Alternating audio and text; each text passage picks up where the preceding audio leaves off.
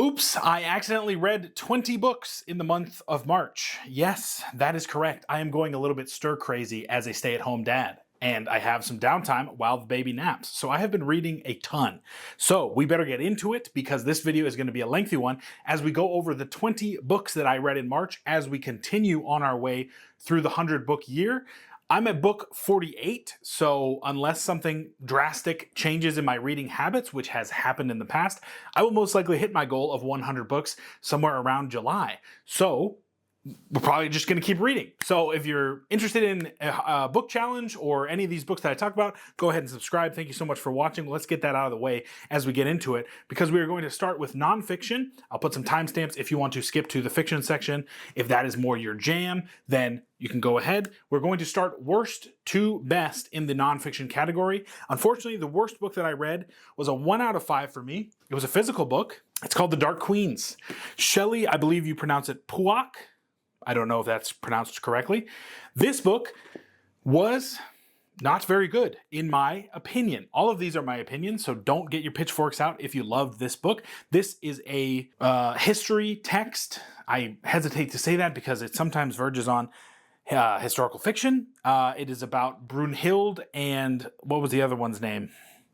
Fredegund in the 6th century. Medieval history. I took a swing. I was in a Barnes & Noble and I was like, you know what? Women's history, let's give this a go. And I was really let down by my faith in this book. Unfortunately, the thing about this and the thing about a lot of these history texts is, especially medieval history, because we're dealing with the work of chroniclers as our primary sources. We're going to get in the weeds here, folks. Hold on tight. I promise you this will all make sense. Chroniclers were historians of the day, meaning they were usually employed by the people that they were writing about. So they weren't, modern historians looking back at a past event. They were either part of the church, part of the court of the royals, and they would write what was happening. So you can probably guess, incredibly biased, because off with your head if you write something that does not paint the monarch in a flattering light, or that goes against kind of the church's edicts.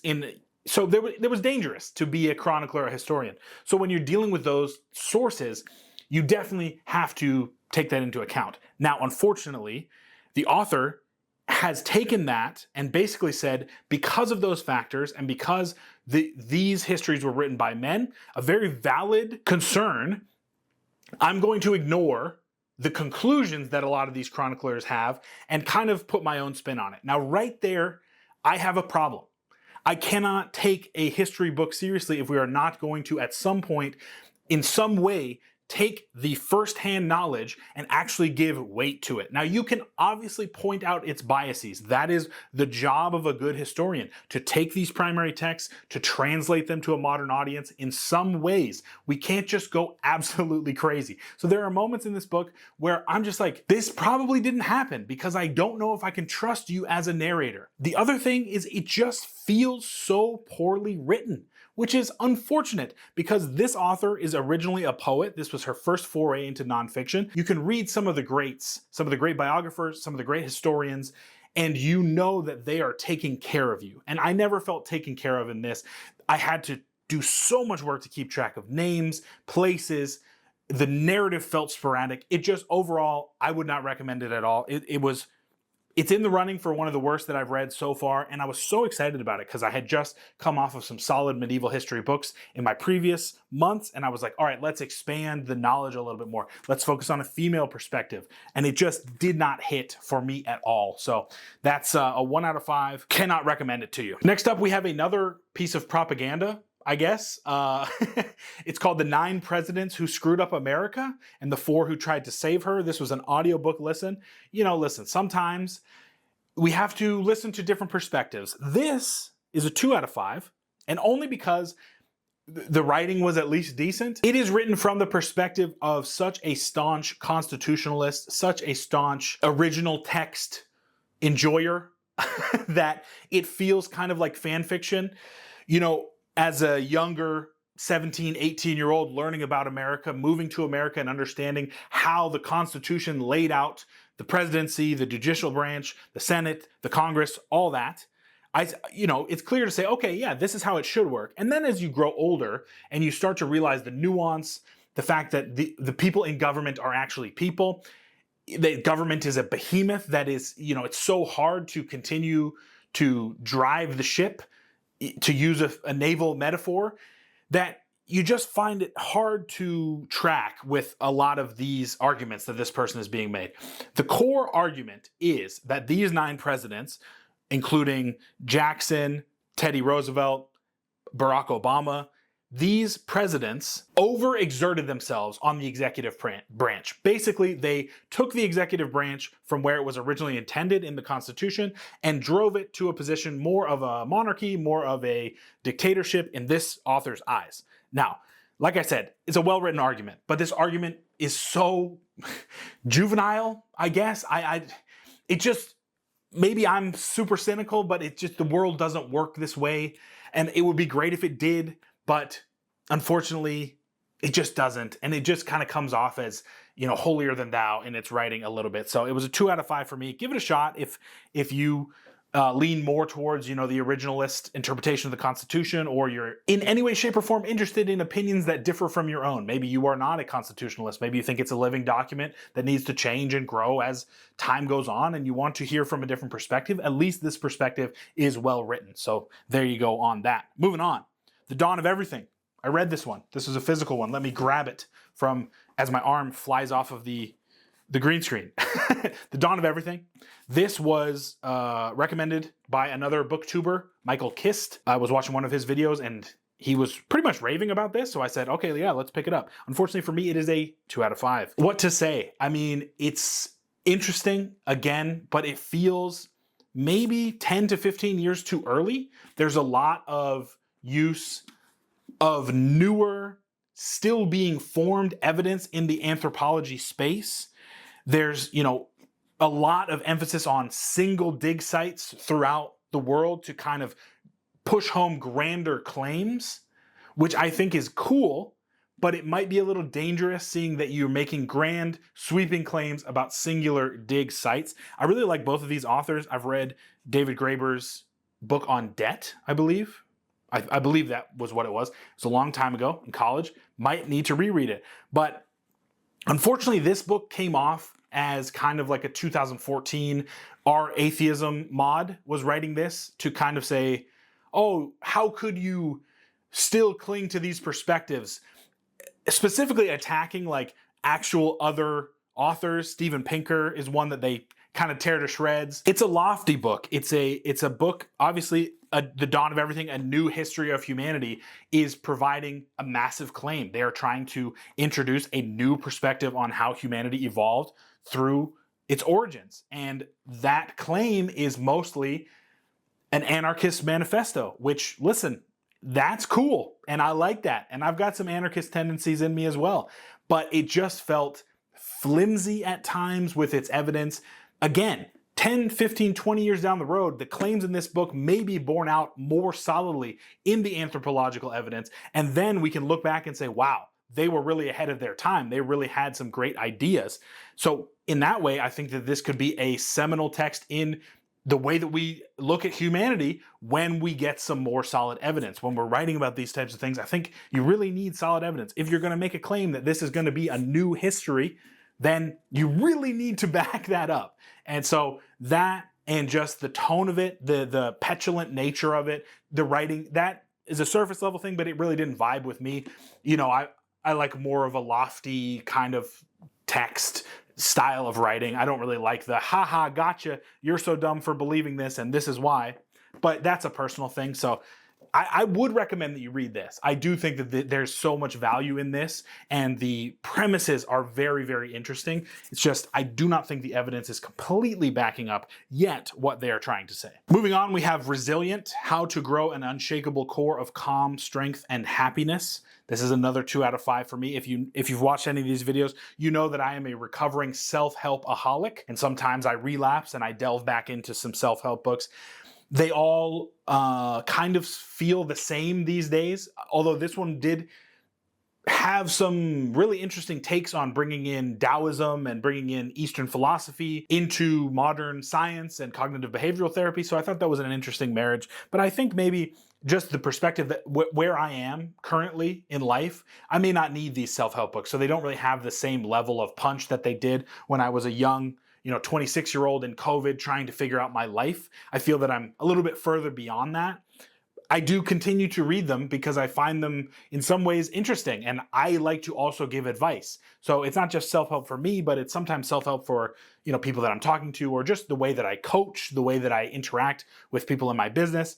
It's a guilty pleasure of mine, but I didn't really love this one. It felt like we were retreading a lot of stuff with just a couple different pieces of nuance there. But if you are looking to become more resilient in your day-to-day life, I think that there's definitely value in this book. Also, with the modern podcast landscape, you can pretty much figure out, this author, I think it was Rick Hansen was the author, their perspective, and you can get a lot out of just hearing them talk, so that may be a more effective way to go about things. Okay, unfortunately, this video is gonna be 25,000 hours long, so we're gonna move it a little bit more. 3 out of 5, Fluent Forever, a very interesting text on language learning that has inspired me to pick back up my Spanish and restart my Japanese using a different structure of learning, using more of an auditory immersion, flashcard, SRS based learning. So I'm excited to see how that works. Basically, it was great because it reignited my passion for learning languages, which is really cool. If you are looking to learn a language finally and traditional methods haven't really worked for you, I would give this a shot. See if you vibe with any of the author's teachings on how to learn a language. Digital minimalism. Up next, another nonfiction that I really enjoyed. I am on a mission to find out how I can better relate to technology, not just for myself, but for my wife and for my child. So this was a really interesting perspective because I feel like a lot of the texts around technology are very doom and gloom, are very like, oh, this stuff's killing us and there's nothing you can do about it. And, it's very pessimistic. And I think that this book takes that view just a little bit. Now, this was written in 2019, so the AI was not really a part of this author's thesis, but just basically talking about social media apps and the infinite scroll apps that are designed to steal your attention. The author takes a position of these technologies aren't really going anywhere, but we now need to learn how to exert our will onto the technology rather than have the technology exert its will onto us, which I think is the position that I am starting to take. I was trying to go cold turkey, no Instagram, thinking about getting a dumb phone, all that, which are options that are offered in digital minimalism. But minimalist is the key thing here. Still engaging with the technologies that make your life better, because we have to be honest. Some of these technologies make our lives a ton better. Google Maps, for God's sakes, none of us would be able to get anywhere under the age of 35 because we're not getting paper maps. We're not going back to that. This is here to stay. But now we need to learn how to use the technology rather than have the technology use us, which I think a lot of people are just checking out, allowing these algorithms to pick things for you to watch, listen to, read, allowing these technologies to influence your emotions in ways that are incredibly unhealthy, but you can have power over these things. And I think this book lays out a great foundation of how to build that. So the first couple of chapters are information, and then there is a very actionable plan to become a digital minimalist. So if technology is ruling you and you want it to stop, you want to start ruling technology, digital minimalism, give it a shot. It was a 3 out of 5 for me. Next up, Of Boys and Men, a very interesting book looking at the problems facing young men, Generation Z, Generation Alpha, men under the age of 30, maybe I'm in that category as well. The issues with deaths of despair, the job issues that a lot of young men are facing, the lack of emotional intelligence that a lot of young men are facing. I enjoyed this book a lot. A lot of these social science books I find a little bit shadow boxy, like they're fighting battles that they maybe don't have to. So the first 60% of this book is basically like, I understand women are also having a tough time, but this is why men are having a tough time. And it's like, yeah, I picked up the book called Of Boys and Men to hear about the perspective on men. I get it. Some people may be trying to attack this book because it's not that cool. It's not that in vogue to talk about men's issues right now. Maybe because of the history that we have dealt with in this world, traditionally patriarchal societies and all that jazz. But it seems as if things are kind of shifting a little bit more towards more women are getting college degrees. They're doing better. They're not as addicted to drugs and alcohol and all that jazz. All these things laid out in this book. So for me, I was like, all right, yeah, let's get to the stuff. Let's get to how bad men and boys are doing. And more so, what are your solutions? So the last 40%, I think, were some really solid solutions, some ideas on, schooling, maybe taking a gap year for some young men to kind of understand how to learn a little bit better, understanding apprenticeships, all the stuff that I think could be very beneficial to young men in the future. So if you are interested in any of those topics, I would give this a shot. It's very well written, very well researched, a solid social science book, hopefully trying to get us back on the path to not only bringing up young men, but society in general, an integral part, 50% of the population, probably should help them out as well. Have I lost you? We're almost done. This is the last nonfiction book, and then we'll move to the fiction. Romantic Outlaws, The Lives of Mary Wollstonecraft and Mary Shelley. Now this, you want to talk about a fantastic biography, history on two titans of the book industry, of the literature world. We're talking about some fantastic authors here. And this book goes through both of their lives. Did you know that they were mother and daughter? Mary Wollstonecraft is Mary Shelley's mom. That's cool. I didn't know that. So it's very well told. It's told in a parallel structure. So we'll get one chapter with Mary Wollstonecraft, and then we get a parallel chapter with Mary Shelley as they go through their lives. And I thought that was a great narrative device. Sometimes I was like, man, I wish that we could stick with this narrative thread for one more chapter, but overall, I think it works really well. These two women were incredible. They had incredible lives. They were human to the core, and it doesn't shy away from their humanness. It doesn't shy away from their mistakes, their emotions. I really think that this is a solid read if you're interested in anything like that. The chapters on how Frankenstein was written, the chapters on Mary Wollstonecraft's time in France after the French Revolution, some really, really interesting stuff. Give this a shot. I cannot recommend this enough. This was a 3.5 for me. Really liked it. Fiction. We had a little bit of a better time with fiction than we did with nonfiction, because the lowest we've got is a 3 out of 5. Legends and Lattes, Travis Baldree. I love the Cradle series. I love his voice work, and I figured I'd pick up one of his books. I would not say that I am the biggest cozy fantasy person, which is how this book is described, so I was a little skeptical going in. I think it's really, really solid. I think it's a fun weekend read. I think there are still stakes, even though they're not as high. There's still conflict. There's great character work in here. There's great, moments of growth. There's great moments of friendship.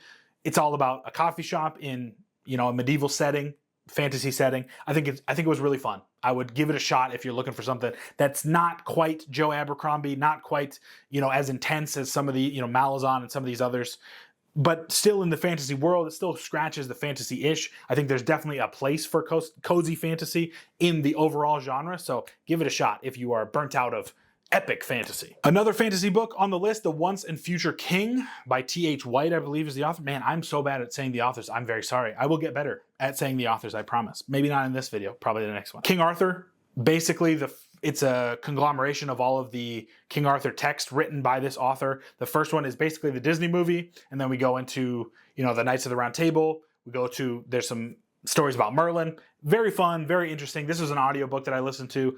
I liked the narrator. If you like Merlin and you like King Arthur, give it a go. Not really much else to say about this one. Next up, we have James, which I feel like is setting the world on fire. So maybe I had higher expectations than I should have, because it was just a 3 out of 5 for me. I will say I do not like Huckleberry Finn very much. So a retelling of Huckleberry Finn, I liked the retelling. I think that the retelling works very, very well. Humanizing a character that, because of historical context, is not humanized in the original Mark Twain. Jim, his name is James in this one, obviously. So it's a really interesting retelling. There's some great satire in it. It's pretty comedic. It's also incredibly tragic. But any slave story is going to be incredibly tragic. I think the humor throughout kind of elevates it a little bit more for me. I was looking for a bit more, and I think it's a little short. Everybody loves this book and is raving about this book, and maybe I came in with higher expectations than I should have. Didn't really hit as much for me. Still very, very good and very, very well written. But for me, I like Erasure by this author a little bit more. Erasure was turned into American fiction. I think that maybe is his peak stuff. But I still recommend this one. Give it a shot. Another audiobook, Deacon King Kong. I was recommended this on Audible. Like, it just kind of popped up and I was like, yeah, sure, give it a go. I like the cover a little bit. I was pleasantly surprised. It's a crime story. It's a human story. It takes place in 1968, I believe.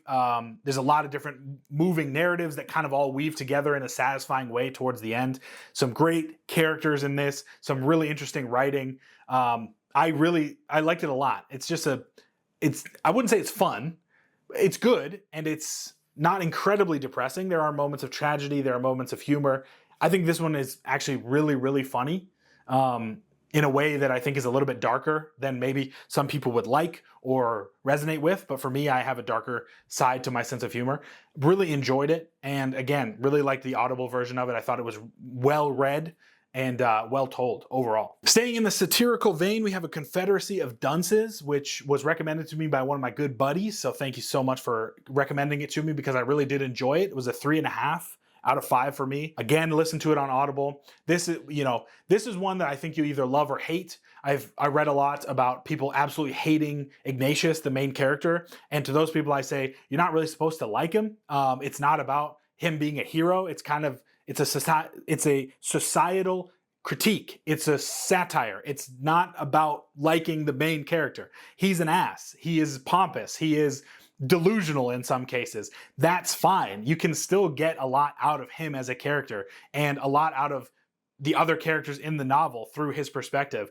I think it was really funny. Some of the vignettes, some of the smaller scenes in this, the scene between Ignatius's one-time boss and his wife are some of the funniest writing I think I've ever read. Like, it's laugh out loud funny in moments, which doesn't often happen for me with books. So there are those moments. It does feel a little dated. Sometimes it drags a little bit. There are some moments where I'm like, all right, let's get to the next thing or whatever. And it really is kind of Seinfeld-esque in that it doesn't do anything. There's definitely a narrative structure, but it's kind of like, it's kind of like an episode of Seinfeld. Stuff happens for sure, but not stuff, like big stuff like you would usually get in a novel. So just know that going in. And don't have a stick up your butt. It's funny. Like, it's a comedy. Moving from comedy to Greek tragedy, we have Song of Achilles, which was, again, a little bit overhyped for me, I think, going in. It also doesn't help or hurt, I guess, that obviously I know the story of the Trojan War. I've studied it.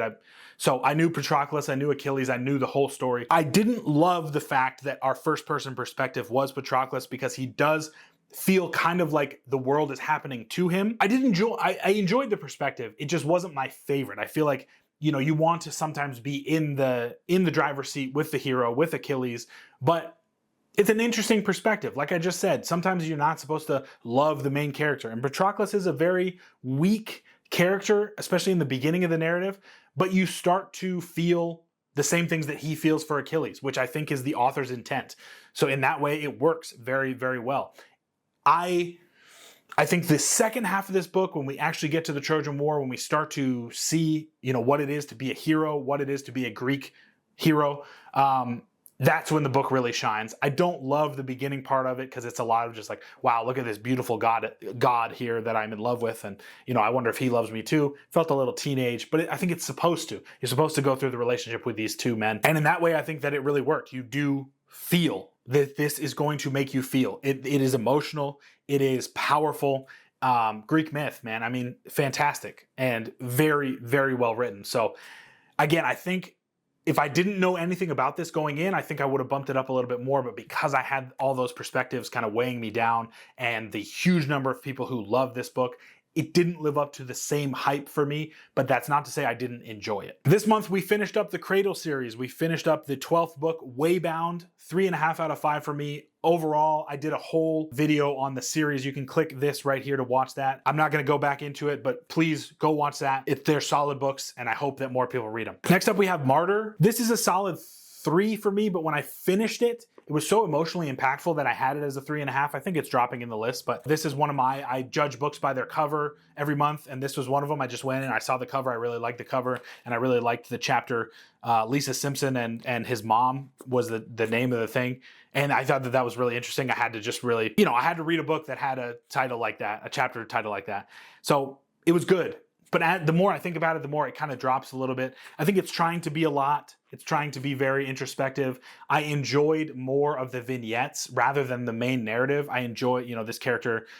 It's not really spoilers. He can't really sleep. He has insomnia, so he creates these dreamlike sequences with people in his real life and famous people, basketball players, and them talking and discussing, what it is to be alive kind of hit a little bit different for me than the main narrative. The main narrative feels a little, I don't know. I can't really spoil it. There's a big twist that, maybe that's a spoiler in itself, but there's a twist in this that did not really work for me. But the writing, there's a lot of great poetry in this. I think the author is originally a poet. There's some great prose. Overall, the plot is the weak point for me. I really like the vignettes. I really like the poetry. I would recommend that you read it. It's powerful. And it's well written. Another judge a book by its cover entry was Strange Pictures by Uketsu. I really had never even heard of this book, and this kind of blew me away a little bit. Again, as I get more distance from it, it kind of drops, but the gut punch of reading this, like I read it all in one day, and the gut punch of it was impactful. So it's a 4 out of 5 right now. That may drop as, I get more perspective on it, but I think it's so creatively written. It's intermixed with, I don't know if you can see, intermixed with pictures and drawings, and doesn't feel like, it feels like kind of a Reddit creepypasta through each chapter, but it's a grand narrative that kind of all comes together at the end. I think if you are interested in horror books at all, crime books, this could be really, really solid. I liked my time with it, and like I said, I read it in one night. You can really bang this out. It reads really fast. I really liked it. 4 out of 5. I think it was one of the better fiction books that I read this month. Speaking of one of the better fiction books, Fight Club. Obviously, this was a reread. I think this is my 4th time reading it. I was a troubled teenager, so, I read and watched Fight Club quite a bit. It's interesting to get perspective on this as more of an adult with a child. I'm kind of coming into my own as an adult. And you don't really resonate, or at least I didn't resonate as much with the wanting to beat the living hell out of other people like I did when I was younger. More so resonating with just the inability to find peace in a world that feels like it's unpeaceful, the inability to exist outside of the consumerism that dominates our everyday life. I think those are the things that really stuck out to me on this reread. I'm really glad that I did. I'll probably reread like this maybe once every 2 or 3 years, because I just bring my own personal stuff to Fight Club. It's really interesting also to see that the movie seems to me to be a little bit more optimistic than the book, which is not something that I remembered as much. So if you're looking for something fun to do, fun in quotation marks, I would read this. It's very short. You can read it 2 hours, 3 hours, and watch the movie and just feel, it's a great film. It's a great book. It is, transgressive fiction, so it's not going to make you feel good, but sometimes, you should read to feel other things than good. Coming to the end here, we've got a couple more entries on this. Man, 20 books in a month. Holy moly. Okay. Sword of Kaigen has reinvigorated my love for fantasy. I'm just going to say it. I was a little bit let down by Wind and Truth. Obviously, Cradle was fine, good, but not completely what I was looking for, I guess is the best way to put it. I had just been a little bit disillusioned. So enter Sword of Kaigen, audiobook. Could not stop listening. Could not stop. There is more work done in these 650 pages in this standalone novel in terms of character, growth, arc, in terms of a solid plot, in terms of world building in 650 pages than some trilogies and 7-book series that I have read. I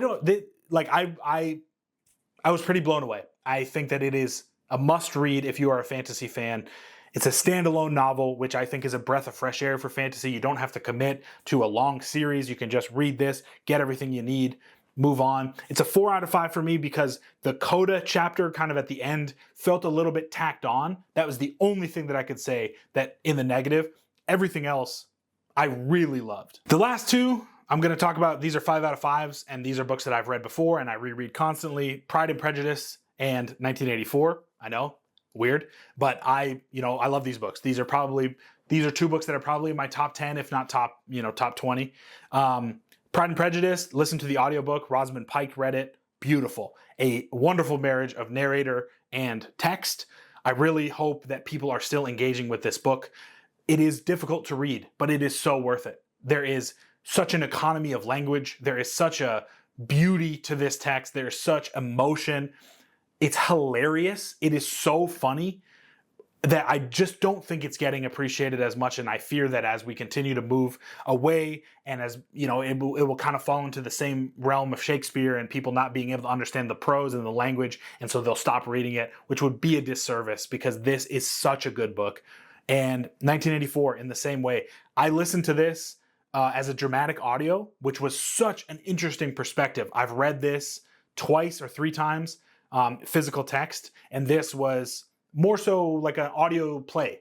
So Andrew Garfield, Cynthia Erivo, it was incredible. You know, it's just the text itself on its own stands up as a 5 out of 5, and then to be elevated by some of the better actors of our time, I loved it. It was 3.5 hours of my life that was well spent. This book is so powerful, and I think every time you read it, much like Fight Club for me, I focus on something else. This time, I just focused on their relationship. And the fact that it's talked of as love, but really isn't. It's more so, what can you get? What can I get from you? And what can you get from me? And that's why it's so fragile. Whereas real love is introduced to us in the beginning of the book with the two lovers who hang together for being in love. So it's just so powerful. And again, another one of those that I think as time goes on, people kind of think, oh, 1984, it's cliched, it's overdone. You know, we don't want to read. I get that. I do. And it sucks to be the guy that's like, yeah, 1984 is my favorite book. Oh, geez, I don't want to talk to you at a party. But it's like, still, it's important and it needs to be read and it should be read. So if you're looking for a fresh perspective, check out the Audible version of it, the dramatic reading of it. Fantastic. Okay, holy moly, we made it. 20 books. I'm going to probably cap myself at like 15 next month because I cannot do these long videos, and I know that you probably don't want to watch it. Hopefully you're watching on 2x speed.